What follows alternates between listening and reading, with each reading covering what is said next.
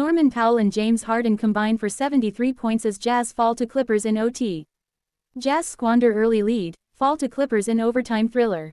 Salt Lake City, the Utah Jazz appeared poised to close out the first half of the season on a high note, storming to a 50-30 lead in the first half against the Los Angeles Clippers on Thursday night at Delta Center. However, their momentum unraveled as the Clippers clawed their way back, ultimately securing a 120-116 overtime victory. Utah's undoing stemmed from 26 turnovers, which led to 20 points for Los Angeles. The Jazz struggled against the Clippers' physical defense and switching schemes, making ball movement difficult.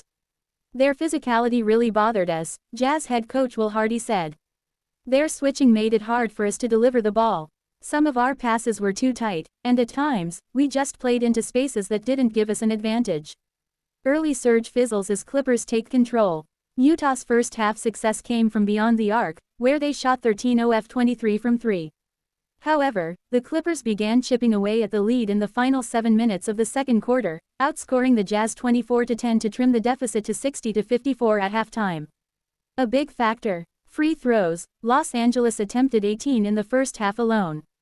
The Clippers kept pushing in the second half, using an 8-0 fourth quarter run to grab their first lead since the opening period at 100-99. The game remained tied at 108-108 in the final moments of regulation, but the Jazz failed to capitalize on a late timeout, sending the game to overtime. From there, Norman Powell took over, torching Utah with a season-high 41 points, while All-Star James Harden delivered a near triple-double with 32 points, 10 rebounds, and 7 assists. Jazz get strong performances despite missing key players. Playing without Walker Kessler, Jordan Clarkson, and Colin Sexton, the Jazz still received notable contributions. Kyle Filipowski stepped up in Kessler's absence, posting a career-high 20 points and 10 rebounds before fouling out in overtime. Lauri Markkanen also finished with 20 points and 6 rebounds. Keontae George 13 points, 9 assists, and Isaiah Collier 8 points, 8 assists combined for 17 assists but struggled with ball security, committing 11 of Utah's 26 turnovers. Despite the miscues, Hardy wasn't overly concerned about his young guards' mistakes. "We've benefited from some really high assist-to-turnover games from them," Hardy said. "It'd be unfair to say it's because they're young, because they were young yesterday too, and they played great."